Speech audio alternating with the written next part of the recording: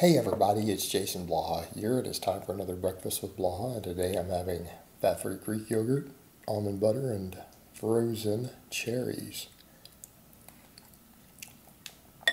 Alright, one of the questions I get asked a lot, and I've had this happen with clients, but I see it in comments and things all the time. It's like, hey coach, I've stalled on the number of reps I can do on this body weight exercise. Why? What do I do about it? And some of that starts to get really funny. And it doesn't matter if it's a dip, a pull-up, an inverted rows. Like an inverted row, you should be able to get tons of reps. Now you should be able to crank out 5 sets of 20 on an inverted row if you have any back strength, even if you're fat. But I digress. People will say these things and then they'll wonder why that is. And it's because people get caught up in this strange idea that calisthenics or bodyweight exercises are special. Whereas to me as a strength coach, they're just another tool. It's a tool I like, it's a tool I use, but I would never look at an exercise and say, well, I'm going to let my body weight determine the exact amount of resistance and just keep trying to add reps or try to go to a single arm. From a programming perspective, let's be honest here. Again, as a coach who makes my living doing this, if you try to do that and that is how you think in terms of programming, you're basically a fucking idiot. You're basically a fucking idiot who doesn't understand programming at all. Let someone else design your program. You have no business doing it. You have no business discussing it. You don't understand the way the body adapts to resistance. All right? It's just dumb. And I'm saying that as someone who loves weighted dips, weighted pull-ups, glute ham raises. Like, I am big on weighted bodyweight exercises. I think some of them are some of the best exercises you will ever find for some roles. I'm a big fan. But they're one tool in our toolbox. And when you start trying to limit yourself to single tools, you're going to come up with really stupid brain dead shit as a result of it. That's just what's going to happen. And when you go look at the calisthenics community, you can tell it's largely who populates it. People who have no clue. Completely clueless about programming. Reality, it's just resistance. That's it, it's just resistance. And sometimes the jumps are so big, and I mean, anyone who weight trains understands this, we micro-load. We have even fractional plates so that we can fine-tune the resistance we're using, right? In other words, with a squat or a deadlift or a dumbbell exercises or a cable or anything else. Fine-tune the resistance. It's understood. And when you have your only two variations have a 30% difference in intensity, that's basically like going, well, my only options are to use 200 pounds on the barbell or 300.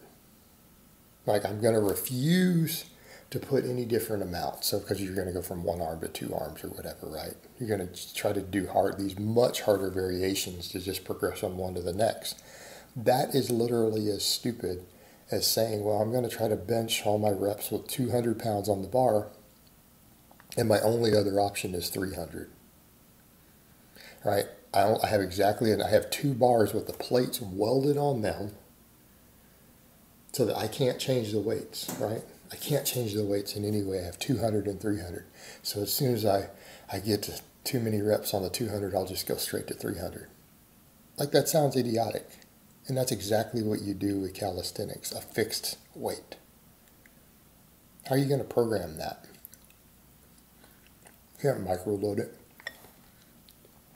And the other thing, when reps start getting high, you can't progress. All right, let's say you get to something like 12 reps. I had someone do that the other day. I can't get past 3 sets of 12 on body weight inverted rows. Try adding more resistance. Once you try getting stronger, you'll gain more muscle and then your reps will go up on it. But here's the other thing. Do you even care about the reps? Like, are we even measuring max reps as a performance metric on these? Some people do. It's not a valid test of strength. It's going to be a test of your hypertrophy maybe versus your body weight. It's not strength. It's not how we measure strength. It's more of muscle endurance. And again, it's largely hypertrophy because there's not as much neuromuscular efficiency. Like basically how big are your biceps, lats, or delts is what it's telling you relative to your body weight. That's it. So what are your options? Get those muscles bigger or to lose fat? But if you're stuck in the same modality all the time, well, I'm just taking sets to failure or whatever, getting to 12 reps. That's not programming. That's why you're stalling. And again, why are we trying to get stronger using reps higher than 10 on big exercises? Because a pull-up, an inverted row, a dip, those are big exercises. Those are multi-joint movements. These are not a curl. Like, why would you think that's going to work? Does that work with anything else? Do you know anyone else who builds a bigger squat by saying, well, I'm stuck at 3 sets of 12 with this weight and I want to keep pushing the reps up so that I get stronger at squats? No, you don't do that. So why would you do that with body weight exercises? Add weight. Program it. Okay? Program a progression, adding weight. If you weigh whatever, 185, put 5 pounds of weight on, put 10 pounds of weight on, put 100 pounds of weight on with weighted vests, with belts and chains, right? Add resistance. That way we can now program progression. That's number one. Number two, which muscles are giving out? Maybe they need extra work. Maybe you need supplemental work for this exercise. I'm fond of quoting Louis Simmons, who says, all right, I know that if I increase your close grip bench press, that your bench press will go up. But how do I increase your close grip bench press? Okay, it's the same question with some of these calisthenic movements. You need to train the weak points. You need to train the weak points. You need to get the weak points bigger.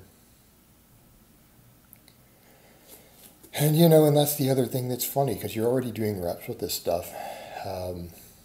You need to get not only the weak points bigger, but you need to raise your absolute strength. And that's what people forget. Increasing your 1 rep max always increases your rep work if you continue to do rep work. If you only do singles, okay, fine. But if you've been doing sets of 10 or 12 and you're still doing some, and you raise your max strength because you're lifting heavier, you raise your strength ceiling, your rep maxes go up. Okay, and if you go from being able to lift these heavy weights because you've raised your absolute strength, and you used to be able to do your body weight for 12, but now you can do your body weight plus 25 pounds on a plate for 12, don't you think your body weight max will have gone up?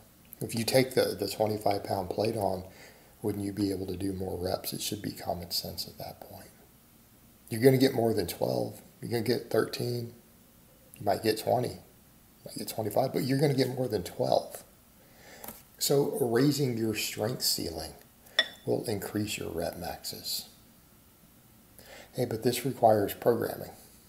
And again, we come over to the point, people who obsess over calisthenics tend to be kind of stupid.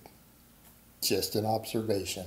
I could be wrong. This is my biased view of what I've seen of them. They tend to be dumb with no knowledge of training programming, with some exceptions, because they're caught up in a weird modality. It's like you should be using weights to get better at your calisthenics, just like we use some calisthenics movements to get better at weights. They're just different tools in the toolbox. All right, guys, well, that's really all I have to say on that today. I hope it's been informative, and I will talk to you guys next time.